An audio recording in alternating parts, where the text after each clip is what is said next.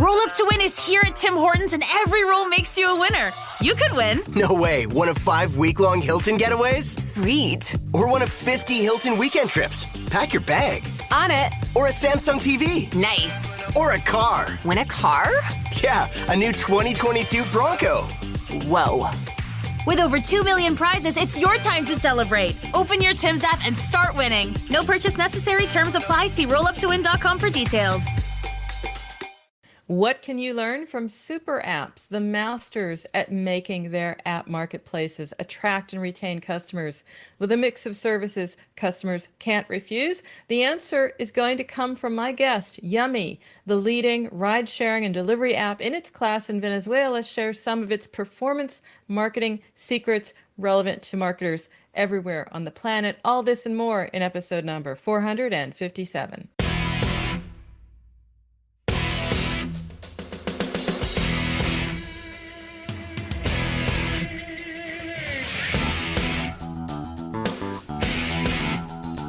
Welcome to Mobile Presence, your destination for everything mobile. I'm your host, as always, Peggy Ann Saltz, mobile analyst, tech consultant, senior Forbes writer, and founder of Mobile Groove, bringing you Reimagine Growth, a bi-weekly mini-series on retention marketing powered by CleverTap, headquartered in Mountain View, California, with offices in Mumbai, Singapore, and Dubai. CleverTap is a modern integrated retention cloud that empowers digital consumer brands to increase customer retention and lifetime value. And as I said, every 2 weeks we bring you this show, but we also bring you the tips and the advice from the marketers at major customer brands who trust CleverTap to achieve their retention and engagement goals, but also tell us how they did it.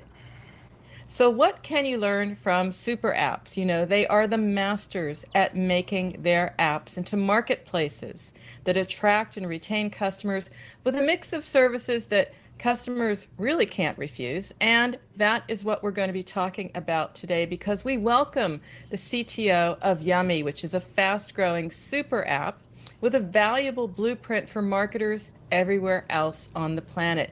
It's Venezuela's delivery and ride-sharing leading super app in the country, as I said, as well as a leader in delivery in Bolivia. And to talk about this, we welcome Ignacio Carrillo Batalla. You are, of course, CTO of Venezuela's largest tech startup. So it's great to have you here today. Where are you based? Are you based in Bolivia? Hi, Peggy. It's a pleasure being here. No, I'm in Caracas, Venezuela, the capital of Venezuela. So, I talked about your company. It's expanding what it calls quick commerce services to Ecuador, to Panama, to other areas, other countries. What is that? What is quick commerce?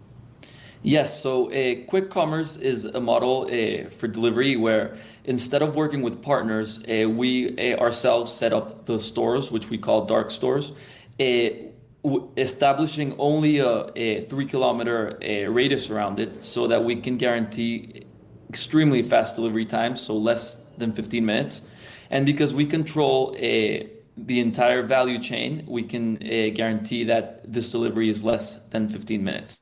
And we also launched in Peru and Chile, by the way. That's where we started last September, and then Panama and Ecuador came in January. So really impressive growth. I think part of that is because you recently also got funding as well. What's driving the international expansion that began last year? Other, of course, than the funding, which congratulations, you did do. But what's driving the expansion? Okay, so we noticed that there was a huge gap still in LATAM in quick commerce. It's a model that had grown a lot in the past year or so in Asia, Europe, in the US, and there was still a lot of room to grow in LATAM. We had already had a lot of traction in Venezuela with our delivery and ride-sharing apps, so we knew we had the know-how to do this. So we found great team members and just opened up in Chile and Peru to great traction. Since it worked well, then we did the same last month in Ecuador and Panama. Mm-hmm. And it's very much about the experience as well, because it's one thing to have funding and expand. Again, congratulations for that. But you flourish when the experience you're offering is exceptional, is something that your customers want.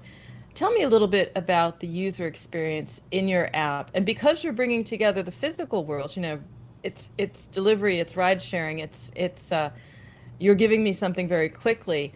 I also need to be pleased in the physical world. So tell me about the user experience in your app, but also in the physical world. So I think our main value proposition is definitely time. Most people want to have their delivery as fast as they can. It's something that a few years ago when Amazon came up with 2-year delivery, it was amazing. Then it went to 1 day delivery, and now it's 15-minute delivery. It's something that we really take pride on, and it's what our users mostly feel great about. Then apart from that is being able to find all their products that they want to order and that they like the most. And then in the physical world, our drivers are all dressed up with their proper attire. They all have nice backpacks. They are all very friendly, wanting to put a smile on for you as a user. And then when it all ends up with the bag, it's a decorated bag. Sometimes it even comes with a note with your name. And sometimes there's even a gift included in all this, and that's what our users most like. It brings them back to their next order. I love that idea. That is so personal.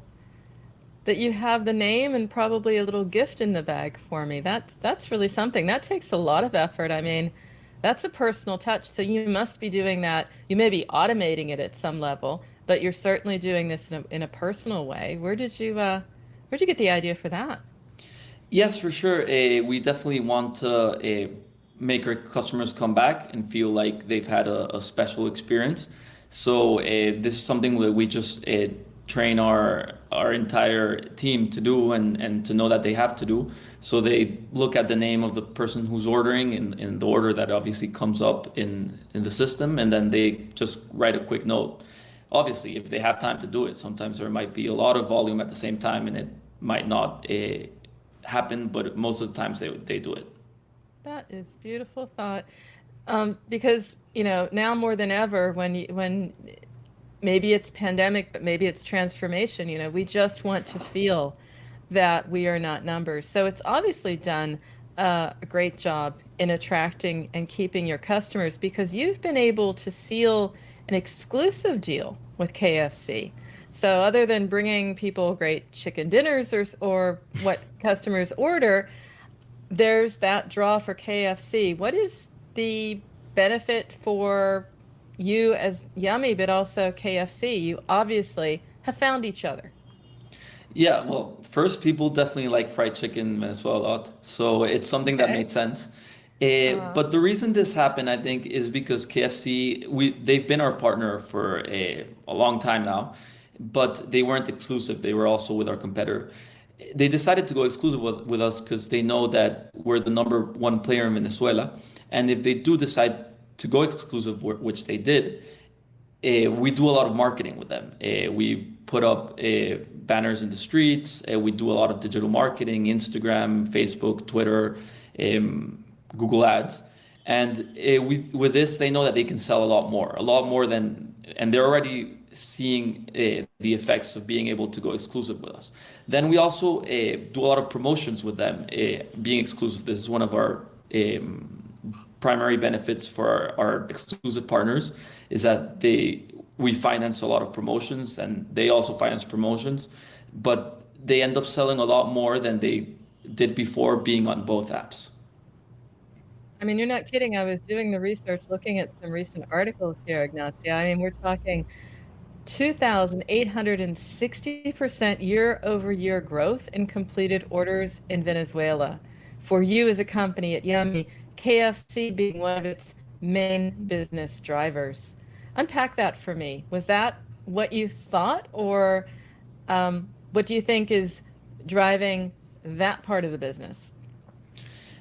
It's definitely all partners. I wouldn't just say that it's just KFC who's driving this. They're definitely important. They're important as one of our primary partners that it drive the most sales. But we've really been able to reach all the big cities in Venezuela. And with this, we've become basically like the Venezuelans' best friend on their phone, basically being able to order from whatever the restaurant they want, being able to order a card to go wherever they want. And also, if they need to buy clothes, they can do it on the app. If they need to buy electronics, they can do it on the app. And now they can also do quick commerce, so they can buy, if they're cooking dinner and they forgot about one of the key ingredients, they can just go in the app and in less than 15 minutes they'll have it in their house. So that's what's been driven the growth. We've also, I think we've become experts like in digital marketing, being able to really get users to order, or I would say find the moment where users don't know they want to order and then make them know they want to order and then they do it. Maybe it's a Tuesday night when you really want KFC and you receive a push notification for that and you end up ordering. So that's what's definitely made us grow a lot. I love that. Finding and targeting sort of the unexpected minutes, the moments that you would be receptive, but you don't have high intent. You're not showing the intent. It's like presented to you like, what do you think? Correct. What tells you about these moments? I know it's always going to be the answer. It depends. But you are looking at the data. You are looking at the audience. What is the signal? What is the indication of one of those moments where someone is receptive and may convert? Yes. So one of the examples we have is that as soon as you download the app, you receive a push notification with like a promo code that you can use for your first order. This definitely drives that first order. Then if you ordered, but you have spent a week without ordering, or maybe 2 weeks, then we'll send you another push trying to really get you to use the app. Then once we know your behavior as a user, we can figure out that maybe you really like KFC on a Tuesday or maybe on a Wednesday. Then we'll try getting that pattern to work and like sending that push notification, maybe an email, so that you really can get back on the app and ordering again. And then maybe if you used to order KFC a lot on Tuesdays and then after a month you haven't done so for a month, then maybe we'll send you a promo code just for KFC on a Tuesday so that you'll come back. Mm-hmm. So you're picking these moments. The data is telling you when I will be receptive, when I will respond. I want to deep dive more into this, also into how you are, transforming your business as well as even your local economy. But we do have to go to break right now. So listeners, don't go away. We'll be right back after the break. Mobile Presence, sponsored by CleverTap, a leading engagement and retention platform, will be back after this message. And welcome back to Mobile Presence. We have as our guest Ignacio Carrillo Batalla. He is CTO at Yummy. And Yummy, we've been talking about a company that is literally on the move, 15-minute delivery, something we would all welcome. And on top of that, expansion across a number of countries in LATAM. What would you say you've noticed as your best performing markets or regions? How has that been going? Because normally starting in new markets takes time. You've got that cold start problem. What are you seeing? Yes, so when we launched Peru and Chile in September, I think we had a bit of that cold start problem. It was the first time that Yummy was expanding outside of Venezuela, but we were definitely able to grow a lot. And now Peru and Chile are huge. They're getting a lot of traction and continue to be growing. But the interesting thing is in end of January, start of February, we launched Panama and Ecuador, and there we definitely didn't have that problem. We were able to hit the ground running. I think it definitely pays a testimony to how we've been able to master this, how we know how to grow from the start, be able to create a campaign before we actually launch. So by the time we launch, it's quick. We get a lot of orders on the first week, and then we can just continue growing from there, but from a good start. Mm-hmm. Aside from the support, the funding, and the great idea for the marketing, really smart looking bags, just a good, sharp look around it. What do you think enables you to succeed, to excel, to engage your audiences? Yes, so it's what I was mentioning before, where we can like really tap into your behavior and that way like cater to your needs, be able to send you a push to order KFC on a Tuesday night, or maybe that item from your grocery list that you usually buy and we know that might be running out, so that we can cater to you and so you come to the app. The way we do this is through CleverTap. We can basically trigger events on every order, every time you click on a product, every time you switch to a different category, and really understand how your behavior is inside the app. And then in CleverTap, we can trigger those push notifications automatically based on that behavior. And that way, we can really grow a company to what the needs of the user is. And that's interesting about the needs of the user because you're looking at what I do, which is looking at past data, but you're also using that to predict and nail it because you're offering recommendations. Tell me a little bit about you as a CTO. You know, what is involved in doing that? How are you building this and what is the outcome? Yes, it all starts in figuring out what those most critical events are that need to be triggered from the apps. One of them, for example, is the one I said before, which is the purchase event. But then there might be some events that are not as clear, like, for example, when you refer a user. This is useful because then we can send push notifications to you. Like, for example, we've seen you refer 3 people and have made $15 referring those 3 people. Send your code again so that you can refer more people and continue having purchases being sent to you for free, basically. So that is one event that I would say is one that is more creative and definitely might get missed if it weren't for this process where we definitely design the events. Mm-hmm. And as CTO, I mean, you bring together a lot of technologies, a lot of partners, a lot of pieces come together to create a super app. You're built on partnership.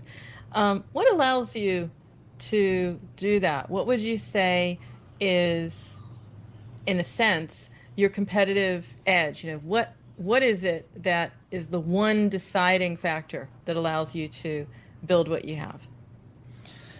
I think it really boils down to performance marketing. We've been able to find this intersection between technology and marketing to drive performance, to drive growth. Our CEO and founder worked in performance marketing at his previous job before founding Yummy at Postmates, which was later bought by Uber. He brought a lot of this knowledge to Yummy when he founded Yummy and continues to do every day. And definitely to Latam, where it might not be as common as it is in the US or maybe in Europe. I think he definitely taught me a lot about how this works. And then that's enabled me from the tech side to really drive this into our products, both our product decisions and our marketing decisions.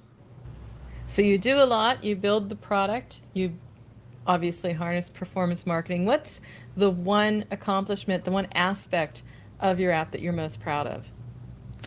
So I think a lot about this is related to getting the user to actually do their third, fourth order. We've noticed that if a user does their third order, then they're basically hooked. They'll continue ordering for the rest of life, as far as we are concerned. In terms of ride sharing, is if they do their fourth ride, then they'll continue ordering their cars to go wherever they need to go. So it's really getting to do this. So in ride sharing, as soon as you download the app, we'll send you a push giving you a promo code for 50% off your first 3 rides. So that we really get you to do those 3 rides. Since you'll do them for pretty cheap, you'll probably stay and do it.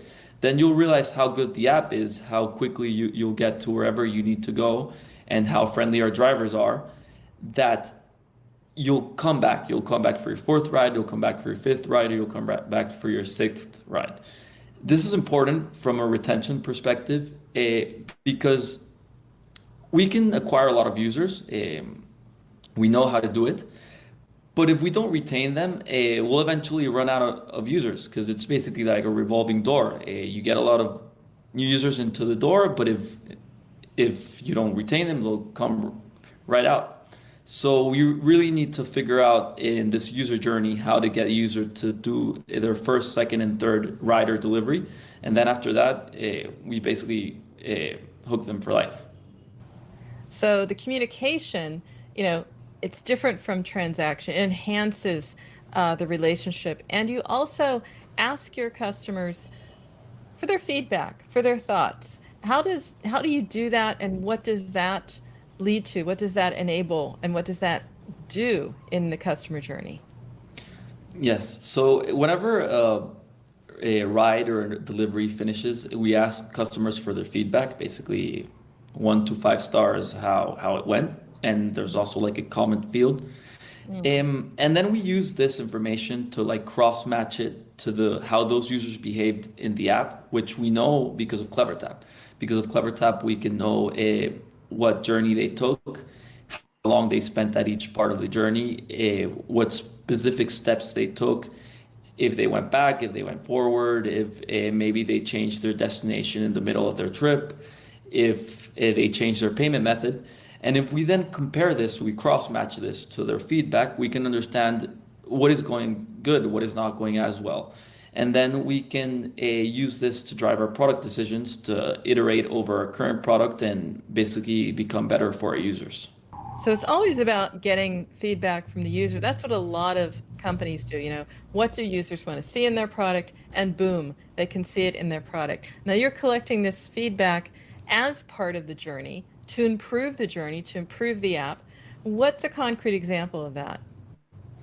Yeah, so this is an example that ties a bit into like the economic reality in Venezuela, which we know is not the ideal one. In Venezuela, people basically use two different currencies, both the local currency and the US dollar. And then there's like 10 different payment methods. Like it's very, very fragmented.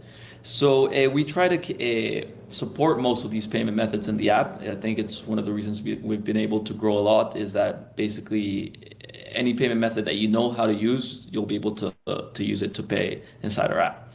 So one of the things we realized is that there are a couple of payment methods like sell or reserve used in Venezuela, where you don't pay within the app. You basically go to your bank's app or to Reserve's app, and then you pay us, and then you put like a little note in the payment so that the payment becomes automatically credited to your account. This happens automatically. You don't have to do anything. But what we noticed is people were going to the end, like they were putting their origin and destination to get their car. They were seeing the price. They were seeing how much they had in their wallet. They didn't have enough, so they wanted to recharge their wallet. They did that. Like they basically saw the instructions that they had to send their money to our account. They did that, but then they saw that the currency, that the balance was still the same. They basically had to go back and go forward. We realized this through CleverTap, that people were going back to then go forward again, to basically be able to order their ride through CleverTap, through the events that we were triggering. We realized this wasn't ideal. The ideal scenario is that people right there could order the ride. And we also realized that there was a lot of drop-off, people that weren't going back and forward again, but they were just going off the app and then maybe ordering another day, even though they paid that day, which is obviously not a great situation to be in, not a great experience. So then we solved this just by putting like a little like refresh button that refreshes the balance in your wallet, and then that way you didn't have to go back and forward. You could just press a refresh button, and then you had your correct balance, and then order your trip. And then we saw through CleverTap again that this stopped this weird interaction where people going back and forward, and then it also lowered our drop-off rates by a huge amount. That makes a ton of sense, because of course it's about removing the friction in the journey, and that's exactly what you did. And you might not have seen it had you not really seen it in the data. I want to look at another impact. It's the impact of you on your local economy. We talked about the transformation with the app experience, even with the digital marketing that you've done, you know, all the different channels. What about the local impact? What can you tell me about that? Anyone in Venezuela would say that like it's been a huge impact into the local economy. I think in Venezuela 2 years ago happened something very particular, which is basically the government opened up the economy and opened up the currency exchange. Before, there were a lot of price controls and you couldn't freely change currency, which was definitely something that wasn't friendly to business and to people and to their existing apps like Yummy. And that's what probably the reason that there wasn't any app in Venezuela before we came around 2 years ago. And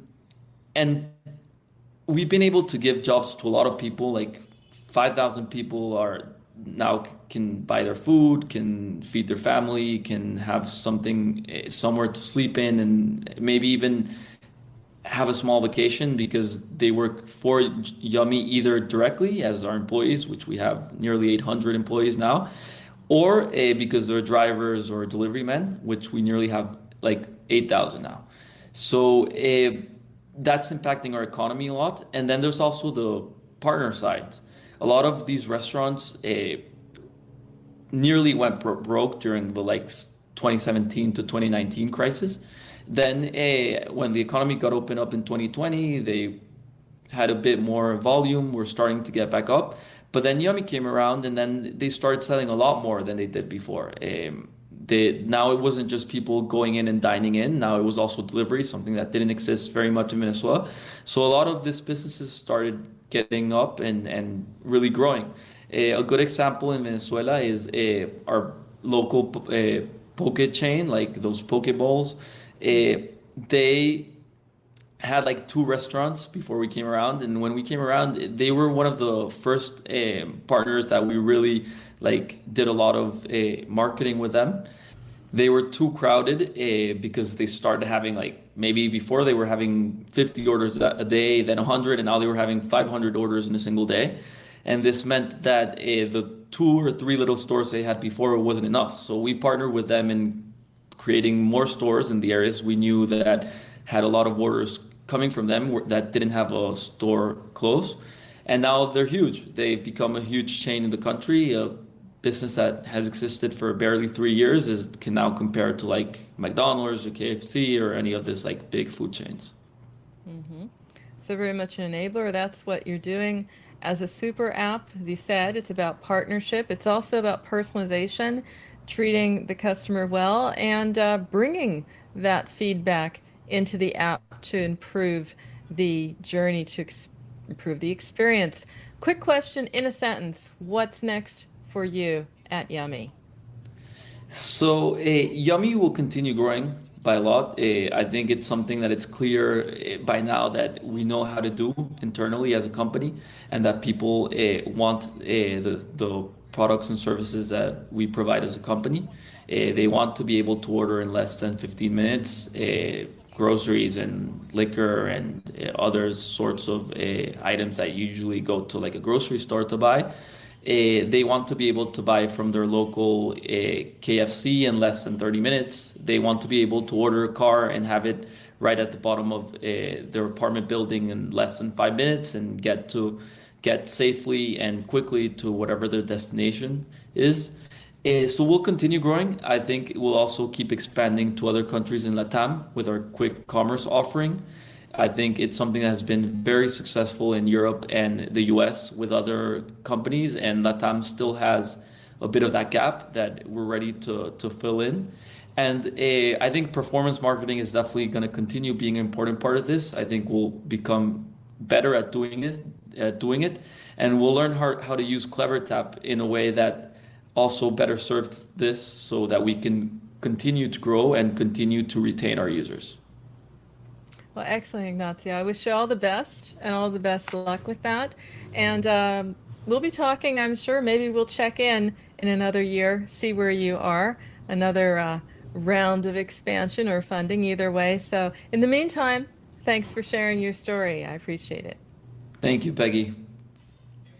And of course, Ignacio has shared his journey into help marketers and organizations drive customer connection and results for their businesses.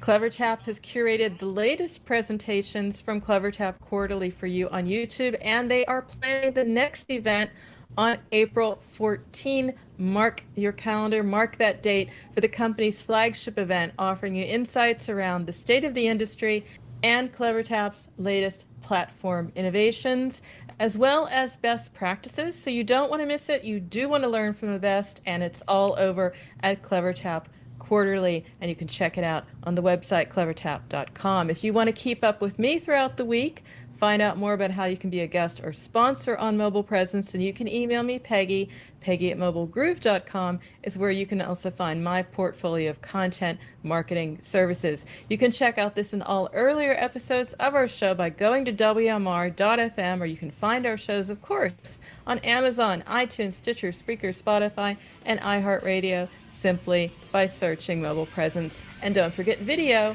on YouTube, powered by my own company, The Groove. So until next time, remember, every minute is mobile, so make every minute count, keep well, stay safe, and we'll see you soon.